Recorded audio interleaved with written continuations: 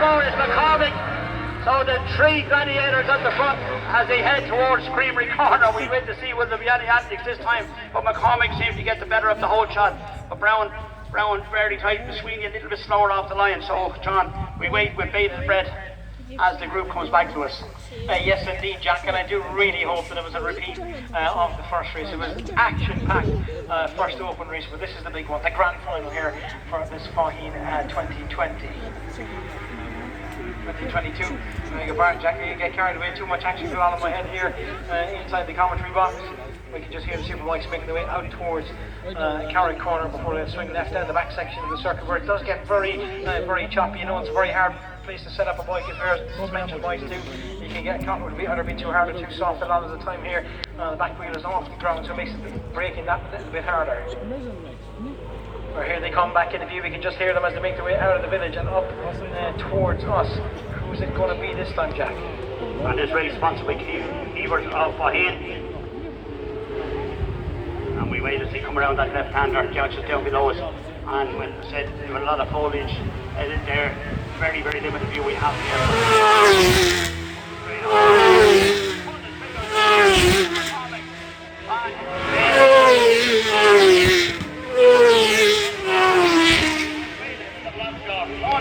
Point 769 seconds already between Sweeney and Brown.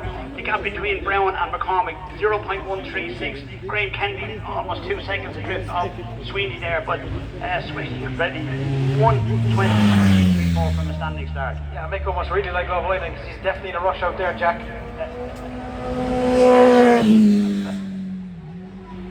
We're going to get some stick by, I tell you. But John jokes aside, what an open lap from Miko. Not sure there's Mike Brown and Brian McCormick getting tangled up out there a bit, but Miko ecstatic out lap. 1.7 seconds his advantage now over Mike Brown. We don't see that too much as well, Jack, early on in grand final races. No, we don't, and when we look at it the last time, I know there was plenty of shenanigans, but it was really, really tight, but Sweeney has pulled the trigger.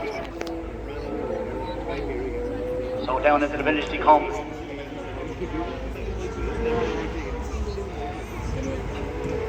The voice on the brakes as their lead coming into Faugheen village.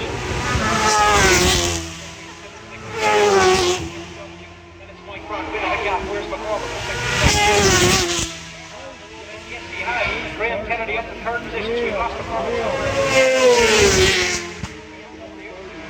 And that's it. Noel Carroll. So McCormick. So I know Jackie's had an issue with a couple of sensors in that BMW, so I don't know if the mechanic. There he is, and gee, a load of head stackers, John, as he goes up by us on that Roadhouse BKOF HO BMW. He's definitely got his work to do if he wants to get himself even back into the top 5. He's a fortunate time down. He's 28 seconds off. Back in 28 seconds off the field, so not an ideal opening lap from Big Mac on his FHO Racing BMW, but again, fastest lap of the race once more from Miko Sweeney on the Martin Jones Racing BMW, carrying on where he's left off all year really in National Road, Jack.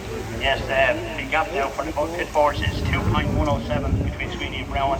The gap between Brown and Kennedy is 4.3 seconds.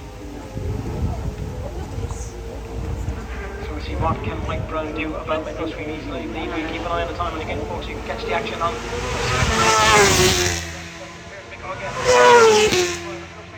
Coming down maybe ever so slightly at 2.4 seconds now, but again, Miko fastest man. And a BMW, John, you can see in the front wheel, she's lifting off the air as he changes something. James Shaw ahead of Stephen Tobin again. This Stephen on the 600. There behind them. Noel Carroll there, number 92. And 142 the last time, 120 this time. So definitely he went up the slip road somewhere, John, and tried to turn that BMW. Yeah, absolutely. He must have had an issue with that. I know he's having a problem with rear wheel speed sensors, which just makes the bike kind of run, for want of a better word, like it's down the cylinder. But when it's back up on two wheels, firing absolutely fine.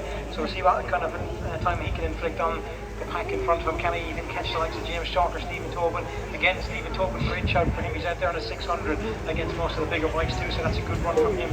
And the car fans still like solid in fifth position, but James Chalker's just got the better pin there on that lap. So Sweeney and Brown, two rated just over 100 miles an hour. Sweeney 102.142, Brown 101.093.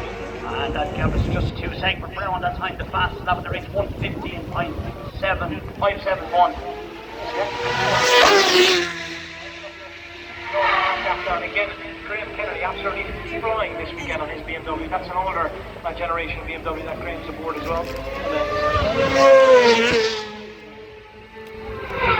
So the speed for Brown that time 101.996.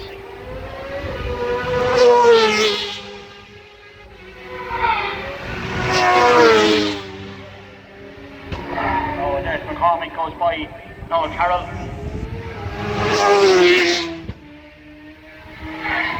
James Sharp must have made a mistake. He won 42 his lap time as well, so he must have ran on. I think James had a slip off on the grand final. So the last lap flag has been ready for Sweeney, but the gap down to 1.9, that's just say 2 seconds, John.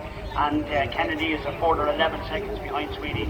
Yeah, Mike Grant not within striking distance yet of Michael Sweeney, but we'll definitely keep an eye on the gap here. Mike's making the way down towards the village once more for the penultimate time. Last lap flag ready here at Faugheen. Oh, and the gap is for the Brown. He knows it's going to be hard. Sweeney 160 and that time Brown 180. Yeah, maybe a slight mistake from Mike Brown that lap, or maybe he just didn't look. There's Graham Kennedy.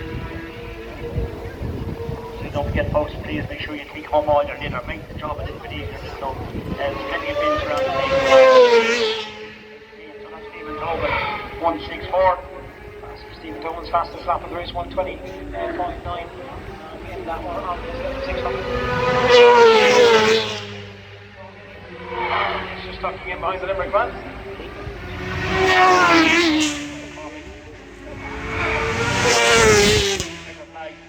As James Chalk goes through, the checker flag will be ready for Sweeney. But folks, as Michael Sweeney's come around on his last lap, and Mike Brown, give him a round of applause, folks. They've put on a fantastic show for us yet again here in this Faugheen 50. They've been on fire absolutely every weekend at the National Road Racing, and this weekend has been no exception.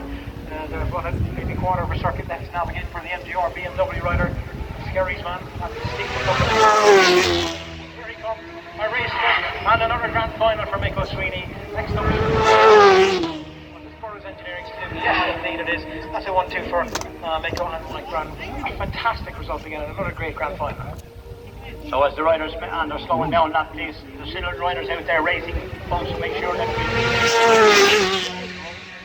that's Graham Kennedy. He finished in a steady third, albeit almost 15 seconds behind Sweeney. And don't forget the marshals, please, if you stay in your positions when the roads are open, about 10 minutes, try and keep it so much easier. Stephen Howe with a fine fourth place for the Cog Rider. But again, folks, on the Big Mac.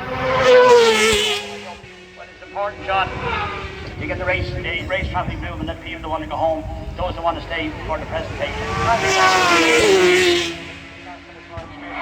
James Shark and Noel Carroll just going through. And again, folks, if you are out there, get behind the riders, give them a wave and give them a shake of the programme on their cool down lap. I'm sure there's plenty of them out there are fond of a wheelie. I know Mako and Mike Brown and Brian McCormack definitely wants to watch on the back wheel as well. And I'm sure there might be even a rear tire one of those machines out there somewhere. It's good to see